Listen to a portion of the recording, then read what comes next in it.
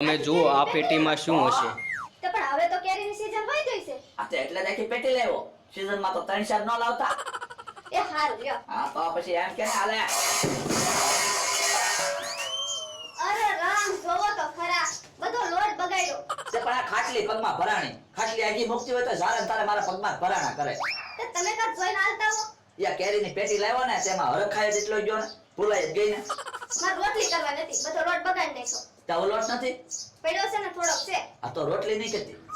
પૂરી બનાવી નાખી. કેમ પૂરી બનાવું? લે કેરીની પેટી લાવ્યો તો રસ પૂરી ખાઈ ને. હા. તો પછી હું રાતો હમણાં ઘણી બધી કેરીનો રસ કાઢી નાખું અને તું બનાવી નાખ પૂરી.